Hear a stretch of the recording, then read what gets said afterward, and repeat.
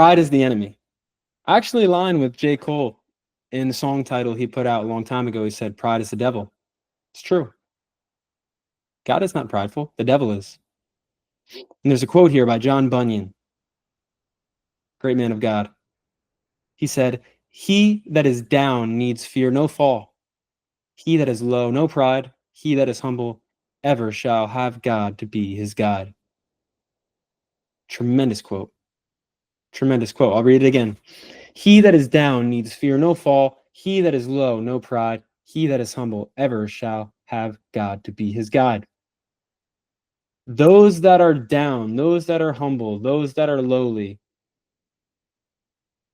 have a better chance of entering the kingdom of God because they're like little children and because they seek out God because they truly know they need him. I've said it before in a video, I'll say it again, and I'll say it until I die. Those who know their need for God and know they're standing with Jesus, their positioning,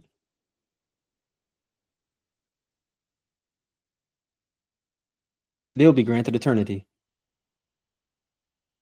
We know our relationship with God. That's why we need Jesus. We know our relationship with God the Father. That's why we know we need Jesus.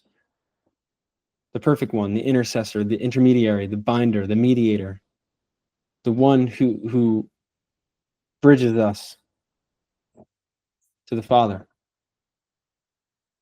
But if we are to not know our position, we would never see our need for Jesus. But then when we have Jesus, the Spirit, and we are made new and reborn, we are made co-heirs with him, ambassadors of his, children of God. And so we're made back in right standing with Jesus, still living here on earth, of course. And so we have a certain mission to live out. But we are made right and made righteous, and especially more so when we are granted eternity, when we pass away here on this earthly plane. That we can have dominion in the place in which the king has dominion, in his kingdom. And so those who are lowly and humble, and that's why the Beatitudes were written. It was an account of what Jesus said to those who were in positions that could truly come to know God. Those characteristics. Jesus just flipped everything on its head when he came and did his public ministry.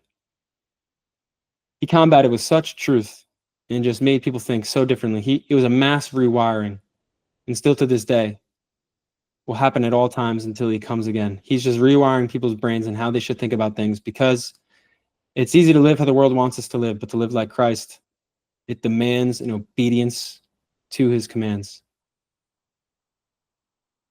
But our life is made like his when we do so. I never will worry about the person who's humble, but I'll definitely be cautious of the one who's prideful. I can even speak from personal experience that I've experienced so much by age 26, highs, lows, more than most really do. The thing that matters at the end of the day of all this stuff is Jesus.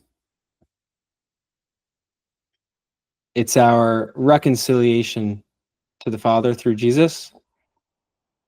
It's our faith and trust in Jesus. It's really all that matters. And I know I can only say it so much, and it can only do so much to you right now. And I hope it does. I hope deep down it cuts a loving scar in your internal, so you really see it, so you really understand it. But you might not experience it. You might not understand it until you experience it for yourself.